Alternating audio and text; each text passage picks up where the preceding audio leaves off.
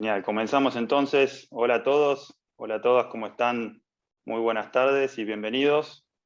Antes que nada, quería agradecerles por estar aquí. Para nosotros es muy, pero muy gratificante poder contar con su presencia. Me presento, mi nombre es Tomás Sinistri, pertenezco al equipo de Lírica. Y hoy, bueno, realmente estamos muy, pero muy contentos de poder generar aquí este nuevo foro educativo, ya que en Lírica no solo buscamos evolucionar la comunicación a través de la tecnología, como lo hacemos con nuestra plataforma digital, donde facilitamos la comunicación entre las escuelas y las familias, sino que también buscamos evolucionar la educación, justamente generando estos nuevos foros educativos, donde tratamos y debatimos diferentes temáticas.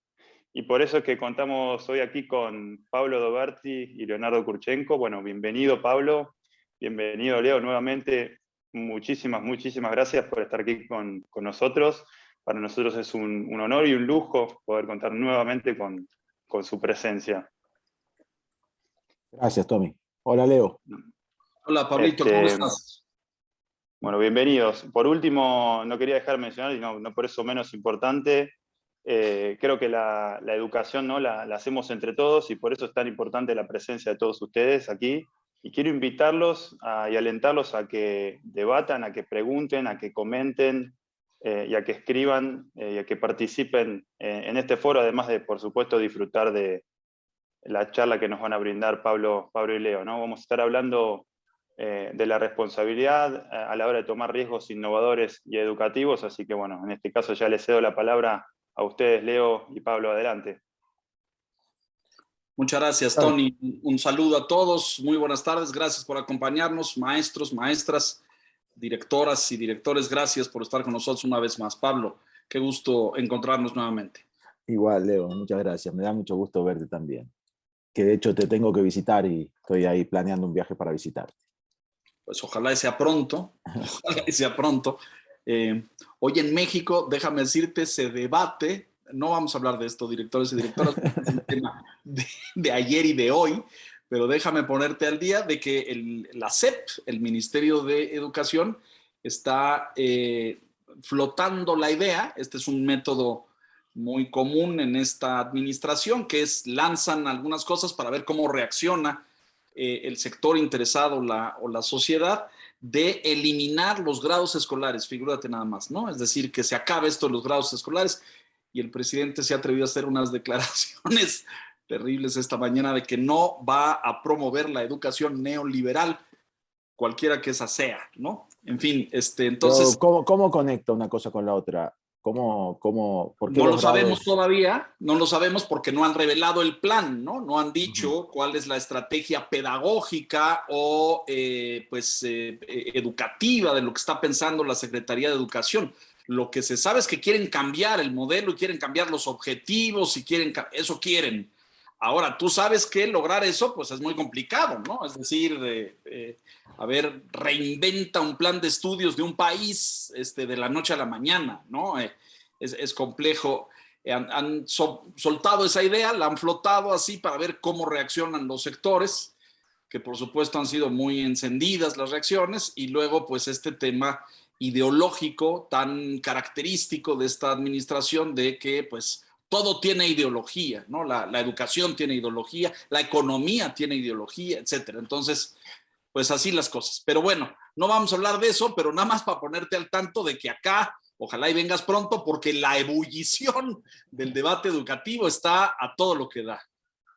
Muy bien, bueno, pero no deja de tener algún punto de relación con lo que estamos discutiendo, ¿no? Es verdad que la administración de Morena y López Obrador tiene un estilo político muy particular y muy ideologizado, digamos así. Pero también es cierto que cada vez que alguien dice que le va a mover algo al sistema educativo se arma un lío, ¿no? Sí, hago la referencia por la intensidad del debate. Ahora, yo creo que es mucho más sensato hablar de todo este tema que nosotros hemos venido impulsando desde hace más de 10 años, que es la innovación educativa en términos de cambio de formatos, cambio del rol del maestro, introducción de la tecnología, formación docente y muchas actividades problematizadoras dentro del aula, el maestro que se hace a un lado, que deja al alumno la resolución de problemas, la búsqueda de respuestas, el trabajo en equipo, en fin, todas estas premisas pedagógicas que hemos venido discutiendo por más de 10 años. Y en ese marco, yo creo que se inscribe esta premisa que se coloca aquí a manera de pregunta de por qué nos cuesta tanto correr ese riesgo como directores y maestros, ¿no? ¿Por qué cuando incursionamos en un terreno poco conocido o poco dominado cuesta tanto problema? Y además nos viene toda esta carga de culpabilidad de lo estaría haciendo bien, lo estaría haciendo mal, estará dando resultado, estoy experimentando. Estas cosas que están tan presentes en el ámbito escolar, ¿no es cierto? Sí, voy a abonar un poquito de leña a ese fuego. Contando un dato que creo que nunca te lo conté con este nivel de detalle. Yo en Brasil soy, para los que no saben, yo vivo en Brasil, viví en México unos años y vivo en Brasil hace 10 años ahora.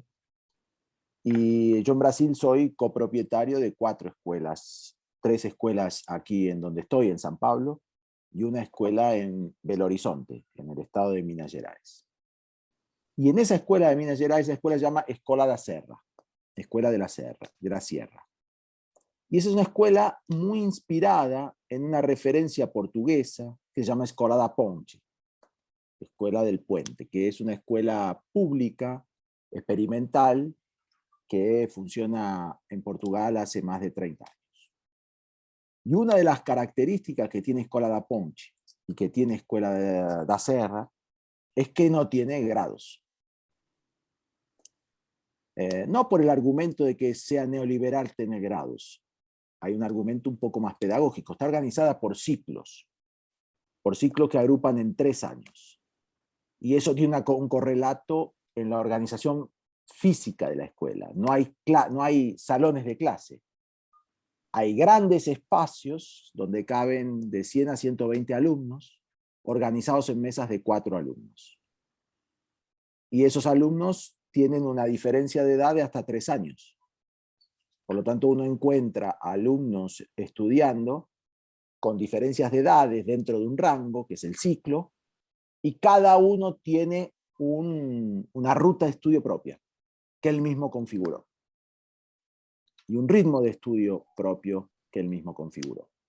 Ahora voy a volver a ese dato, pero voy a dar un dato más.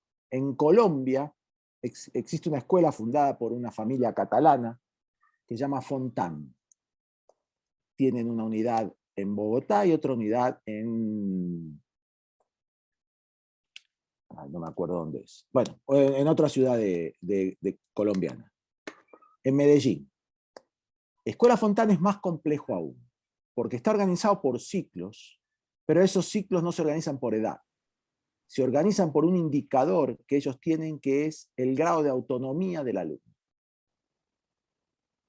Lo que podría llevar a que en el último ciclo hubiera un niño de 12 años, junto con un niño de 18 años. Porque la escuela consideran, por medio de las maneras que tiene de evaluar eso, que los dos tienen el mismo grado de autonomía en su gestión de estudio y de desarrollo intelectual y profesional. Entonces es una escuela organizada por grupos de afinidad por nivel de autonomía.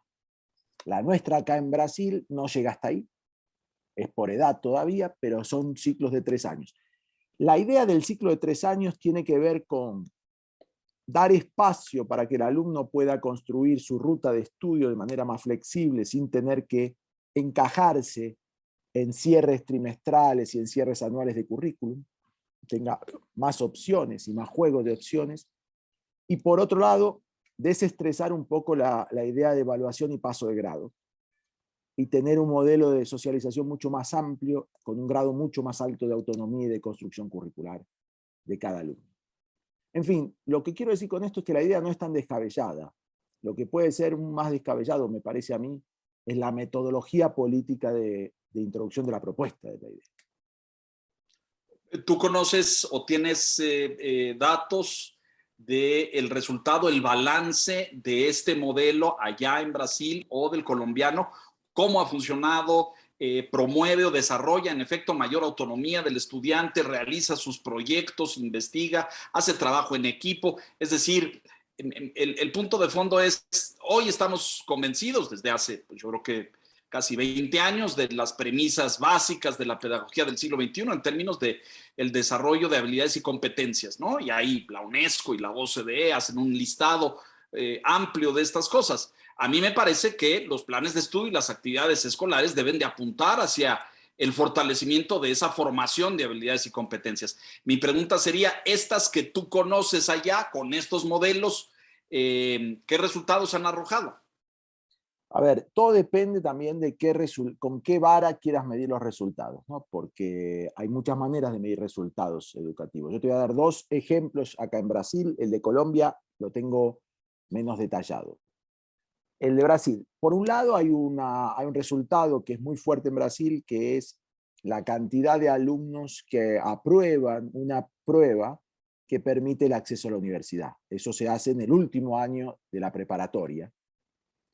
Y los resultados de Escola da Serra son absolutamente compatibles con escuelas que se dedican 4 o 5 años a preparar ese examen. Es decir, hacer lo que acá se llaman cursinios, que son ejercicios de preparación de un examen universitario, pero que duran 5 años esos cursinios, con simulaciones, con entrenamientos, etc. Escola da Serra no hace eso, y sin embargo obtiene resultados muy parecidos en términos de rigor académico tradicional. Ahora te voy a dar otros resultados. Yo durante no fue el año pasado, fue antes, en el 2019, hice un trabajo de conversaciones con exalumnos de distintas escuelas. Y en general, lo que encuentro de los exalumnos, con lo que me identifico yo en mi vida personal, es un recuerdo un poco áspero de tu propia escuela. Es decir, no es un recuerdo de un amor pasional. Eventualmente uno recuerda con mucho cariño algunas vivencias sociales de la escuela, pero de la institución, en general el recuerdo no es un recuerdo emocionado y conmovido. Es un recuerdo de, bueno, fue la escuela que tuve, hizo alguna cosa bien, alguna cosa mal, pero ahí tuve mis amigos. Pero la verdad era más o menos, era aburrido, era rutinario y todo lo que habitualmente recordamos en la escuela. En Escola da Serra, los alumnos están apasionadamente enamorados de su escuela, pero de una manera muy llamativa. Varios alumnos diciendo, yo no sería el que soy si no hubiera estudiado en esa escuela. La escuela me transformó. Y otro testimonio que a mí me llamó mucho la atención es el padre de una niña, de 10 años creo que tenía la niña, dueño de otra escuela que no era Escuela da Serra. Y él nos contaba que su hija tiene una amiga que estudia en Escuela da Serra. 10 años. Y cuando él las veía juntas, él todo el tiempo se decía, qué mal lo estamos haciendo. Porque la amiga de su hija tenía una capacidad de desenvolvimiento respecto de cómo defender una idea, cómo exponer una idea, cómo argumentar, cómo organizar sus ideas, sus palabras, discutir con el otro, etcétera, etcétera, que era muy superior a lo que su hija tenía. Había claramente una habilidad que está a medio camino entre lo pedagógico y lo social, que en la escuela clásica, muy enfocada a lo cognitivo, no se desarrollaba y no se manifestaba. Entonces, yo creo que hay algunos resultados significativos de dinámicas distintas, procesos distintos, organización social distinta, organización ambiental distinta, trae resultados distintos. Si el tema de hoy era ¿por qué nos cuesta cambiar cada cosita? Tal vez la manera de decir de otra manera es no nos damos cuenta la potencia que podría tener sobre los resultados cambiar algunas cositas. Este elemento que mencionas me parece poderosísimo, porque ese sí es un indicador en el que creo firmemente y que aprendí en la vida. Es decir, cuando tienes un índice, un indicador, una variable, como dicen los investigadores, que te muestra eso, una persona que con una formación determinada es capaz de argumentar, estructurar, defender una idea, organizar un equipo, liderar una actividad, etcétera. Entonces dices, aquí hay algo, ¿no? Es decir, aquí hubo formación, estructura, análisis, lógica, estructura de pensamiento, disciplina. Es decir, yo desconfío mucho de los exámenes tradicionales escolares, Pablo, porque creo que a veces no nos arrojan una fotografía real o auténtica de estos procesos tan complicados del desarrollo de habilidades, de aprendizajes colectivos, etc. Pero cuando tú hablas de eso, de una que comparas a dos egresados de dos modelos y dices, y un director que dice qué mal lo estamos haciendo, y me preguntaría, ¿cuántos directores tienen esa capacidad autocrítica de decir, lo estamos haciendo bien o mal? Porque muchos que he conocido en el camino generalmente tienden a la autoafirmación y a la autoconfirmación, en el sentido de así es, lo estamos haciendo lo mejor que se puede con las herramientas y mecanismos que tenemos en el marco regulatorio normativo que nos marca el ministerio y ya nadie va más allá, una pregunta más profunda de ¿y todo esto sirve de algo? ¿O van a salir de aquí con la capacidad de hacer qué cosa?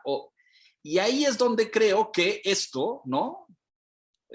Aceptar riesgos o estos miedos que nos atrapan a los directores y a los maestros por, pues, lo de siempre, ¿no? No salir de la zona de confort, no abarcar o incursionar en contenidos y en áreas que no conozco. Finalmente, en el modelito conocido, pues ya sé qué resortes aprieto, qué estímulos pongo en el entorno y la respuesta de diferentes grupos y generaciones. Cambiar eso cuesta un trabajo enorme, brutal. Y creo que el tiempo se nos está agotando. No sé si tanto en Latinoamérica, porque volteo a ver mucho a Norteamérica y volteo a ver mucho a Europa y veo que en muchas partes están intentando hacer ejercicios de innovación, de cambio, de transformación. Y ahora que mencionas estas escuelas en América Latina, también en Colombia, en Brasil, me pregunto qué tendríamos que hacer para quitarnos y sacudirnos ese miedo y atrevernos a hacer cosas. Yo creo que una de las cosas que necesitamos todos en los sistemas educativos es un poco más de diversidad. Los sistemas educativos, sobre todo de educación básica, son extremadamente homogéneos, extremadamente homogéneos. Y creo que son homogéneos por un instinto de preservación. El director, el fundador de Escola da Serra, es un estudioso durante muchos años de la ley de educación brasilera. Porque te imaginarás que hacer una escuela así, y que sea una escuela oficial, reconocida por el ministerio, y que otorgue el título validado por el ministerio, no es una cosa simple. Y él lo que dice, y además lo ha probado con su propia escuela, y lo mismo ha hecho el colombiano, es que las escuelas no hemos leído la ley, y no hemos percibido que la ley es mucho más flexible de lo que creemos. Que la ley da mucho más espacio de lo que en general queremos escuchar. Y lo mismo los currículums. Entonces, la justificación del lado de la escuela es que está todo predeterminado por la ley y las propuestas curriculares. Y entonces no hay margen de maniobra. Y cuando no hay margen de maniobra, tampoco hay margen de comparación. Ese ejemplo de mi hija jugando con otra chica que está siendo formada en otro contexto, casi nadie lo tiene, Leo. Porque es que no hay opciones. Las opciones de escuela son las opciones de más bilingüismo, menos bilingüismo, más precio, menos precio, piscina más grande, piscina más chica y alguna otra cosa. Pero el modelo educativo que está por atrás es prácticamente el mismo siempre. Entonces no hay verdaderos resultados diferentes en la medida en que no haya diversidades verdaderas en las propuestas de valor pedagógico y de la propuesta de dinámica pedagógica a las escuelas. Entonces yo creo que ahí hay un problema de una tendencia a operar como bloque. Y cuando operamos como bloque no hay contrastes, no hay claroscuros, no hay posibilidad de percibir diferencias en un en un muestreo muy homogéneo. Entonces los alumnos no tienen valores o tienen dificultades con los valores. Bueno, sí, pero ese parece un defecto del sistema, no parece un defecto de una escuela. Dicho sea de paso, otra cosa que contaba un exalumno, que era curioso, él decía, me llama la atención porque cuando yo voy a comer a un restaurante con mis amigos que estudiaron en otras escuelas, cuando nos levantamos de la mesa, el único que se queda acomodando las sillas para no dejar las sillas todas desparramadas soy yo. Y me pregunto, ¿quién me enseñó esto? ¿Quién me enseñó esa regla básica que cuando me voy a un restaurante, acomodo mi silla para no dejar todo hecho un desastre y que lo arregle otro? Pero ahí hay un contraste. Él puede decir, este efecto puede ser la consecuencia de aquella causa. Entonces creo que ahí hace falta algún tipo de coraje empresarial e institucional de las escuelas, empezar a tomar algunos caminos de diferenciación. No digo ilegales, no digo al margen de la ley, pero sí digo dentro de la ley, pero al margen de la demanda estandarizada de una familia estandarizada. Porque ahí no hay juego. Ahí no hay juego. Y efectivamente, si todo esto sigue así, en algún momento la transformación puede ser muy dolorosa, puede ser una transformación por sustitución. Voy a contar otro ejemplo más acá en Brasil, que puede ser útil en México. En Brasil, más o menos la capacidad ociosa calculada de las escuelas particulares está en el orden del 20-25%. Y creo que en México es parecido. Es decir, tenemos el 20-25% de las sillas de las aulas de las escuelas vacías. Faltan alumnos o sobran escuelas, si lo queremos decir así. En Brasil pasa lo mismo y en América Latina entera pasa lo mismo. Entonces, durante muchos años, a nadie se le ocurrió en Brasil abrir una escuela. Porque ¿quién va a abrir una escuela en un lugar donde sobran escuelas? Sería como la crónica de una muerte anunciada. Pese a eso, hace 4 años, un empresario de educación acá brasileño inventó la verdad compró en Canadá una marca, pero una marca muy pequeñita en Canadá, fundada por un brasileño, y la trajo acá para Brasil. Y abrió sus primeras escuelas, y en 4 años abrió 350 unidades. O sea, introdujo en el mercado brasileño 350 unidades nuevas, que las abrió alquilando una casa, no comprando escuelas que existían. Y las tiene bastante llenas, con lo cual le robó más alumnos a las escuelas que tenían sillas vacías. Y la pregunta es, bueno, ¿qué hizo este hombre? Lo que hizo este hombre fue simplemente presentar en el mercado una propuesta de valor diferenciada. Trajo una escuela, acá en Brasil el bilingüismo está poco difundido, entonces trajo una escuela de bandera canadiense, estructuralmente bilingüe, integral y basada en metodologías activas. Y eso, solo eso, hizo que por primera vez hubiera una noticia en el mercado, que es que había una escuela en el barrio que era diferente a las demás. Y eso produjo una atracción enorme. Pero yo no veo en los países las escuelas privadas buscando identidad. Por el contrario, yo veo las escuelas escondiendo identidad, alineándose como si fuera un pelotón militar, donde cuanto más parecidas seamos las unas a los otros, más protegidos estamos como sistema. Y yo creo que eso es un error grave, porque eso le confiere poca inteligencia al sistema. Esa es mi percepción. Y puedo dar un ejemplo más, pero te devuelvo la palabra porque puedo estar abusando de la palabra. Coincido en esta falta de diferenciación. Uno visita escuelas y vas a unas y todas acaban pareciéndose en muchas cosas, en los idearios, en los rituales escolares, etcétera, en los contenidos, en la organización de cargas, etcétera. Coincido contigo, hay poco espíritu diferenciador o poco espíritu creativo para ser innovador. Sí creo que hay un factor de miedo y de ignoro la flexibilidad que otorga la ley brasileña, pero te puedo decir que acá, pues aquí acaba de haber una contrarreforma hace un par de años, cuando habíamos tenido una en la administración anterior que era pues mucho más abierta o impulsando una serie de cambios de sistemas viejos, en inglés, en actividades horizontales, en muchas cosas, como que regresamos un poco a parámetros mucho más conservadores. Y lo cierto, cuando tú hablas con un director o con una coordinadora y dice, vamos a tener la visita del inspector, ya no se llaman así, se llaman supervisores, pero va a venir el de la SEP o el del Ministerio del Estado. Todos están preocupados y todos están viendo cómo cumplen con los requisitos para que no les causen problemas.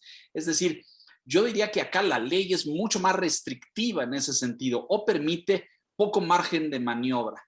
Pero este es un problema circular. Permite poco margen de maniobra porque los directores se atreven poco también, o conozco que aquellos que se han atrevido a hacer cosas, luego los ministerios los aplauden en algunas entidades de la República y quieren extender esa experiencia a otros planteles y a otras escuelas. Exacto.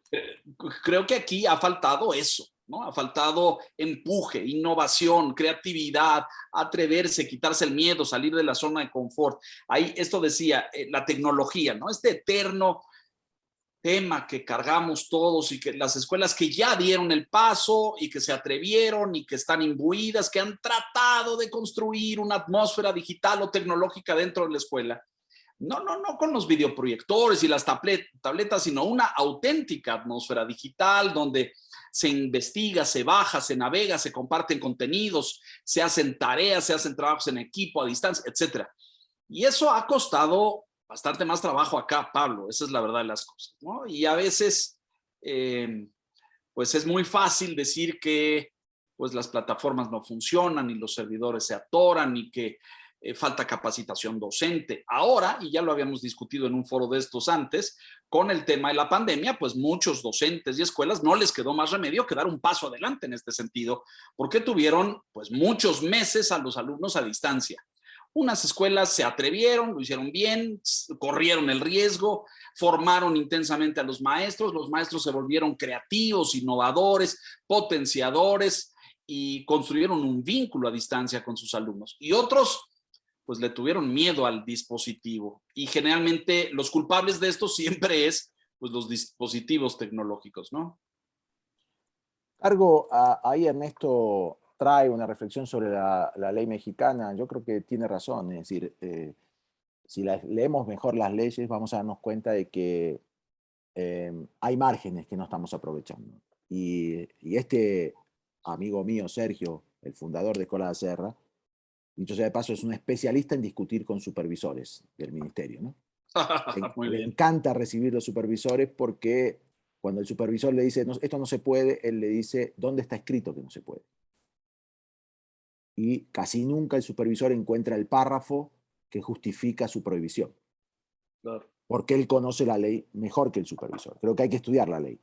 Pero te voy a contar un proyecto que estoy impulsando que es un ejemplo de esto. Creo que todos estamos viendo un fenómeno en el que por ahora, como escuela básica, somos bastante pasivos, que es el fenómeno de la empleabilidad futura, ¿no? o de la empleabilidad del presente. Hay un montón de habilidades que nuestros alumnos tienen que valen 0 en la empleabilidad y un montón de habilidades muy requeridas por los contratantes que nuestros alumnos no tienen. Y esto se llama reskilling, ¿no? Como proceso. Y se llama reskilling en el mundo ya adulto. Muchas de esas habilidades tienen todo que ver con oficios digitales y con empleabilidad digital. Y hay una emergencia brutal de empresas educativas que están tratando de educar a la desesperada a los chicos de 18 a 23, 24 años en habilidades digitales básicas para que se inserten en el sistema y tengan movimiento y desarrollo social por un lado, y por otro lado están financiados por las empresas que necesitan esa gente para poder ocupar las vacantes que tienen de de requerimientos digitales. Y esto va a mejor o a peor, como lo quieras caracterizar, pero va hacia esa dirección. Cuando todo eso ocurre, mientras todo eso ocurre, la escuela básica mira eso como si no tuviera nada que ver con ella. Como si fuera un problema que empieza a los 18 años. Me cuesta entender, y ese es el proyecto en el que estoy metido, por qué no hay una escuela que pone en la puerta de su escuela: en esta escuela hacemos un trabajo de estímulo, atmósfera y desarrollo tecnológico temprano en todos nuestros alumnos para que su alfabetización digital sea más poderosa a la hora de encarar su vida adulta. En lugar de lo mismo que decimos algunas veces con el bilingüismo, por ejemplo, lo decimos muy fácilmente: en esta escuela hay un nivel de bilingüismo, no sé qué, no sé cuánto, y garantizamos el enseñanza de inglés. Bueno, ¿por qué no podemos detectar que en la sensibilidad tecnológica, en la capacidad de pensamiento tecnológico, en la capacidad básica de programación, en la capacidad de todas esas cosas, la escuela debería estar reaccionando desde el kinder? Yo recuerdo siempre con mucho asombro que cuando yo vivía en Caracas, y Caracas no es la cuna del mundo, obviamente, visité una escuela en la propia Caracas, arriba de un cerro, que la había fundado un señor polaco que había llegado a Caracas con la Filarmónica de Polonia. Se había enamorado de una caribeña, se quedó a vivir en Caracas y fundó una escuela con su mujer, que era maestra. Pero claro, la escuela que fundó era una escuela completamente tematizada en música. Era una escuela básica con un título oficial, pero por todos lados se respiraba música. Y todos los niños, por ejemplo, pasaban por la experiencia de tocar violonchelo o tocar el arpa, ya ni hablar del piano y la guitarra. Y toda la escuela tenía distintas situaciones, desde cubículos aislados acústicamente, programación de horas, profesores, estímulos en momentos informales. Si vos ponías tu hijo ahí, estaba garantizado que saldría de la escuela estimulado musicalmente de una manera claramente por encima de la media.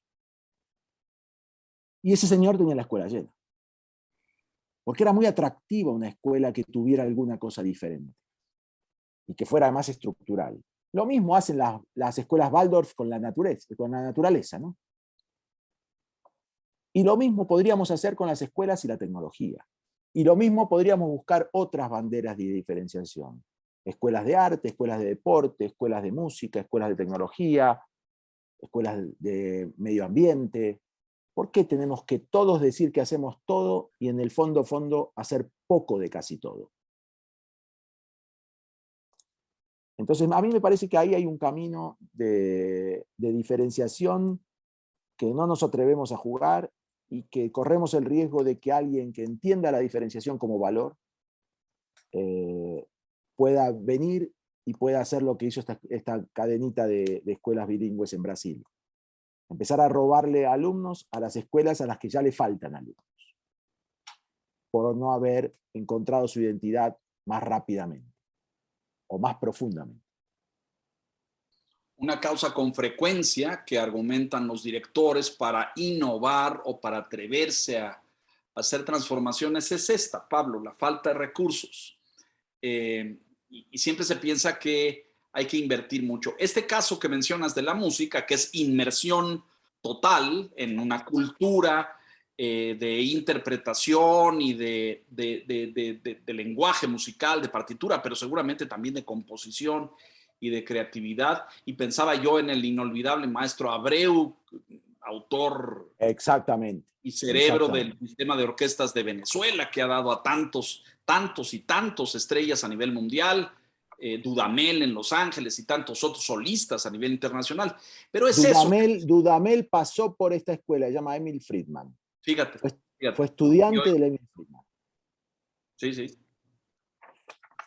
Dudamel es hoy el director artístico titular de la Orquesta Sinfónica de Los Ángeles, dirige una compañía de ópera en otra ciudad de Estados Unidos. Es un hombre, no me quiero equivocar, pero debe tener 42 años, muy joven, Sí, más o 43. menos, sí.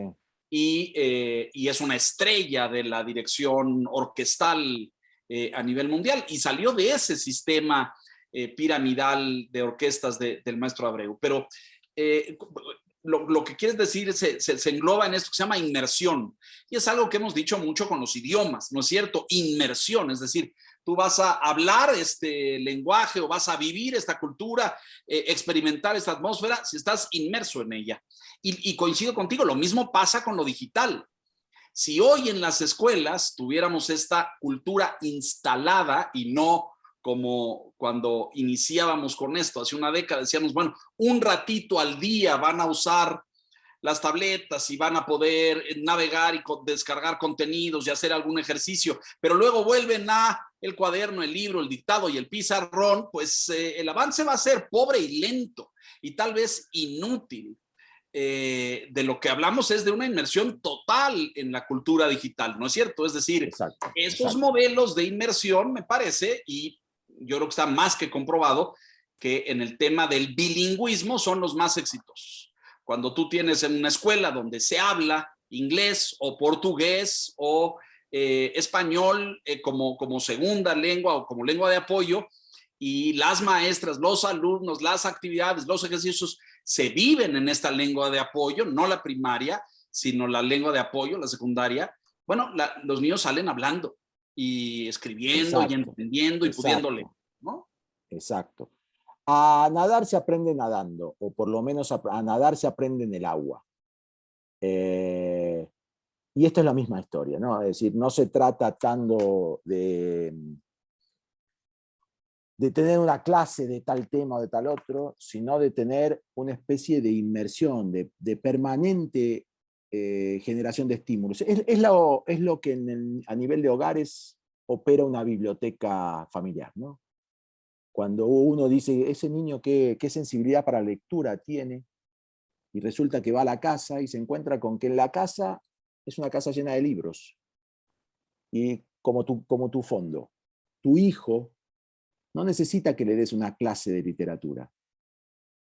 Hay una clase que es una clase silenciosa, que es la clase que le da todos los días el contexto en el que su padre trabaja.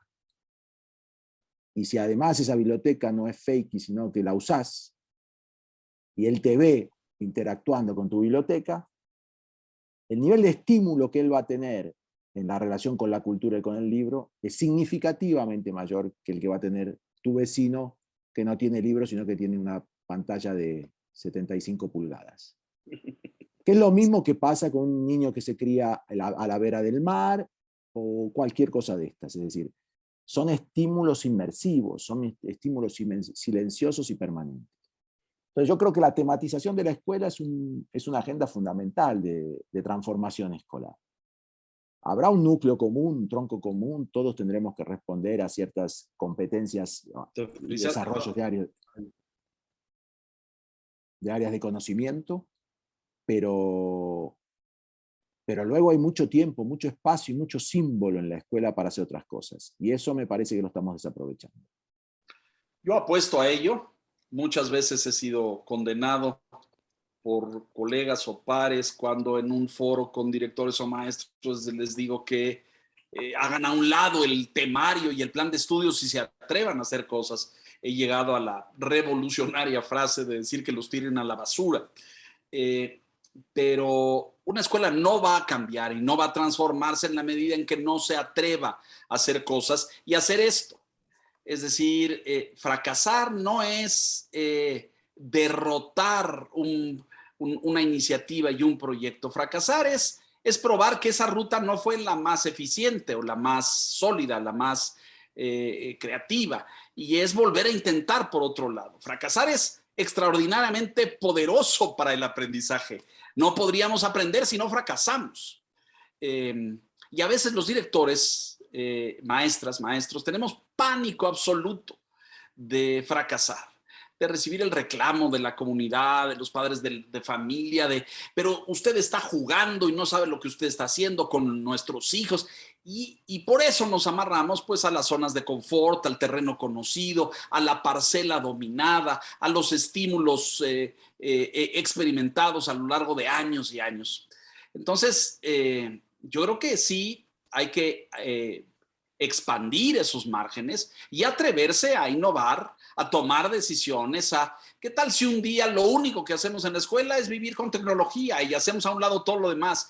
Y un día en la escuela, todo lo que se hace en la escuela es solamente hablar inglés y probamos diferentes cosas y vemos cómo funciona. Y luego podemos jugar a fórmulas y combinaciones. Yo no estoy en contra del multigrado, Pablo. Esta experiencia que tú comentas en Brasil, ahora que va a ser muy discutida en México, por cierto. Lo que pasa es que creo, como hemos dicho tantas veces, que detrás de una actividad escolar tiene que haber una estrategia pedagógica. No es nada más, pues, júntalos ahí y a ver qué pasa.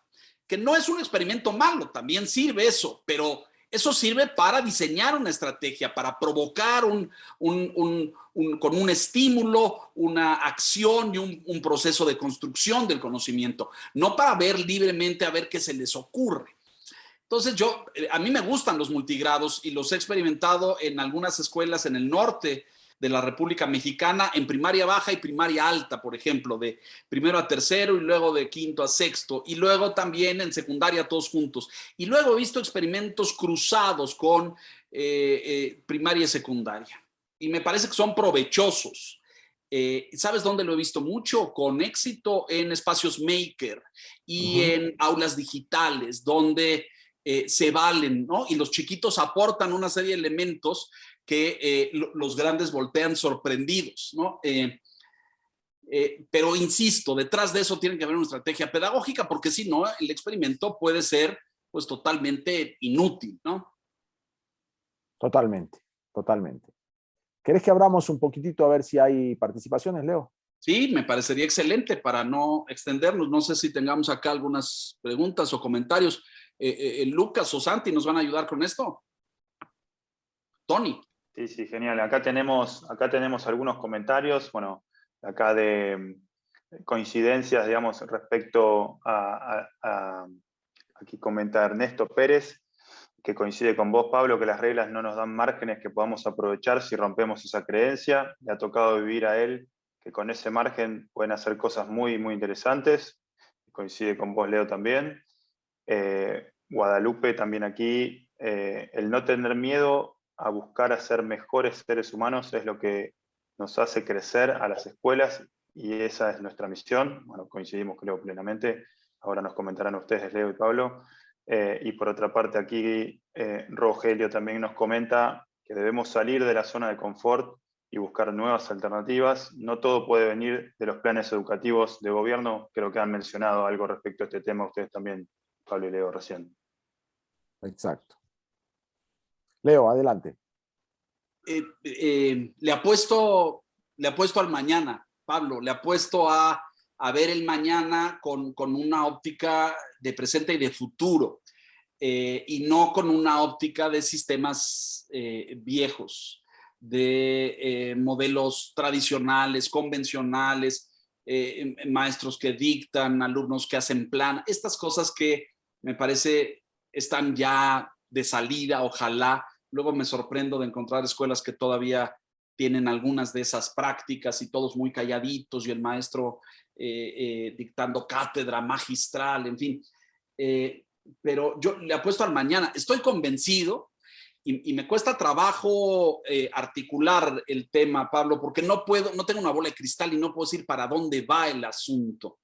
Pero veo en ebullición, sobre todo a partir de los detonadores que provocó la pandemia, la educación a distancia, los modelos híbridos, el chapuzón inmersivo brutal a los dispositivos tecnológicos, veo un activo y poderoso caldo de cultivo, Pablo, para un cambio profundo, para un parteaguas grande en materia educativa, donde habrá algunos rezagados que se quedarán en cositas muy anquilosadas y otros que se atrevan a ir más adelante. Creo que estamos viviendo un momento fundamental en materia educativa y volteo a ver debates y foros en América Latina, en Europa, en Asia de forma aceleradísima. Este debate a nivel universitario y de posgrado, decir, bueno, ¿y ahora qué vamos a hacer con los campus y los planteles? Vamos a depender mucho más de las plataformas.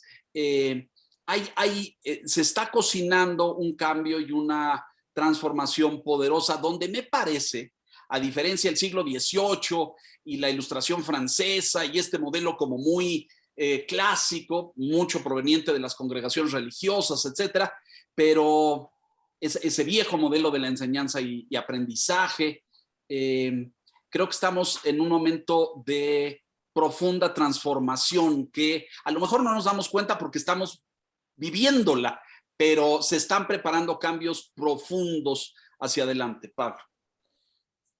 Bueno, todo, a ver, no sé si todo, pero hay muchas líneas de trabajo apostadas a esa lectura que estás haciendo, Leo. Muchas líneas de trabajo. La más importante probablemente de todas es la línea de la inversión, ¿no? El nivel de inversión que existe hoy en proyectos cuyo objetivo es gestionar la transformación educativa es brutal, brutal. Y el nivel de inversión que hay en el sostenimiento de los modelos educativos clásicos es computable en cero. Entonces creo que claramente, digamos, el ecosistema está teniendo agujeros, se le están creando agujeros y se está vaciando. No se vacía de un día para otro, es un sistema muy longevo y muy gigante. A mí me hace acordar mucho a la Iglesia católica apostólica romana, digamos, ¿no? La iglesia cristiana formal, la del Vaticano. Es un gigante, es difícil pensar que la iglesia puede acabarse, pero hay indicadores clarísimos de retracción y hay indicadores clarísimos de recanalización de la religiosidad en modelos diferentes, que tienen componentes social mucho más agresivos y mucho más potentes, iglesias alternativas, que no sé si son mejores o peores, pero digo, demuestran que el concepto de religiosidad está mereciendo una revisión estructural. El concepto de educación también está mereciendo una revisión estructural.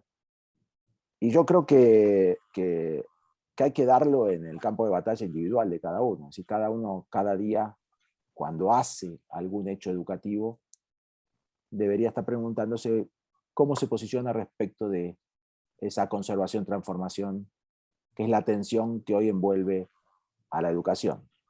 Otros campos ya se han transformado radicalmente. El de la educación todavía no. Pero yo estoy contigo, Leo, y espero, generacionalmente hablando, verlo. Y verlo a escala. De hecho, venimos trabajando en él hace bastante tiempo. Ahí Rogelio tiene, perdón, también una participación. No sé si quiere abrir su micrófono y compartirla con nosotros. Lo mismo Ernesto, alguno de los dos, si quiere tomar, nos encantaría que poder escucharlos y esos mismos están participando en el chat, poder escuchar su reflexión entre todos. Sí, buenas tardes. Sí, lo que comentaba yo ahorita es que pues, la pandemia nos hizo tener un cambio, una evolución en la forma de trabajar en las aulas, como comentaba Leonardo. Ya ahorita eso no es posible que lo demos marcha atrás. Tenemos que evolucionar. Nosotros, por nuestra parte, en el colegio, nosotros hace 5 años fuimos cambiando la metodología. Costó trabajo. Por ahí otro compañero dice el miedo de que los papás no les gusten los cambios. A nosotros hace 5 años cuando empezamos, hubo padres que no les gustó el cambio que íbamos a hacer. Otros padres lo aplaudieron mucho. Pero ¿cuál fue la labor que tuvimos que hacer? Primeramente fue enseñarle a los padres el por qué teníamos que hacer un cambio en lo educativo, por qué teníamos que mirar hacia el futuro, cómo teníamos que seguir, qué es lo que necesitaban hoy en día nuestros alumnos. Siempre estamos diciendo, es que en el futuro va a ser esto. El futuro ya nos alcanzó hace mucho tiempo. Las escuelas tienen más de 100 años, si es que no me equivoco, más todavía, trabajando el mismo esquema. Programas van, programas vienen, pero el maestro sigue trabajando de la misma manera prácticamente en el aula. Eso ya no es posible, tenemos que hacer un cambio. Sí es difícil, habrá papás que no les guste, pero por lo mismo de ahí tenemos que empezar a enseñarlos hacia dónde va y por qué hay que cambiar. En esta vez, cuando nos llegamos a la pandemia, por ahí unos papás que al principio no estaban muy convencidos del proyecto cuando lo iniciamos. Nos dicen algunos papás, híjole, parece que fueron brujos, sabían lo que venía en cuestión de digital. Ya muchos, los alumnos ya estaban preparados para irnos a la forma virtual, a lo digital, cuando llegó la pandemia. Pero sí fue un cambio que no nomás es cambiar a la forma de trabajo en el aula, sino cambiar la forma de pensar del maestro, de los padres, de los alumnos. Y sí, nosotros eliminamos el trabajo individual en el aula, trabajan en mesas, en equipos de 4 a 6 alumnos constantemente, y eso nos dio parte de lo que ha pasado ya en Colombia y en Brasil, que los alumnos tengan un trabajo más en equipo, más colaborativo, que sepan exponer mejor, que puedan hablar mejor dentro de un aula, en una exposición. Si entra alguien externo del grupo, se puedan ellos expresar fácilmente y explicar lo que están haciendo, que no les den miedo. Y creo que es algo que muchas veces nos falla mucho como instituciones. Nos centramos en el currículo, lo que tienen que aprender paso, cuando en la realidad ahorita el alumno, si le enseñamos a aprender a él, toma un tutorial y lo aprende más rápido que está con lo que lo hizo en el salón. Entonces sí tenemos que aprender nosotros en las escuelas a que tenemos que hacer cambios para que los alumnos puedan ellos salir adelante con el maestro, sin el maestro o a pesar del maestro, como lo dicen también, ¿no? Entonces es parte de lo que tenemos que meterles a ellos y que tengan ellos la confianza en sí mismos de que de una forma u otra van a poder resolver un conflicto y lo van a poder sacar adelante. Es parte, yo creo que lo muy, muy primordial que es. Y ahorita con la pandemia, pues ya estamos regresando prácticamente todos a las aulas, pero no debemos de perder ciertas herramientas que se aprendieron a usar para bien de los alumnos, pienso yo, ¿no? Ese era mi Rogelio. comentario. Gracias. Muy bien. Excelente, bueno, muchas gracias por tu opinión. Si hay algún otro también que quiera emitir alguna opinión al respecto, acotar algo, lo que crean conveniente, adelante nomás. Creo, Tommy, que podemos ir cerrando también para no abusar del tiempo de todos. A mí me parece que le dimos una vuelta, que lo recorrimos con frescura el tema. A mí me gustó volver a discutirlo, pese a que estamos a 8.000 kilómetros de distancia, discutimos las mismas cosas y las realidades no son tan diferentes, entonces creo que eso también nos da como más apoyo y seguridad. Es importante tratar de conocer las experiencias diferentes, ¿no? Así que en algún momento podemos presentar con más detalle experiencias como Escuela de Serra y charlar acá sobre esa experiencia.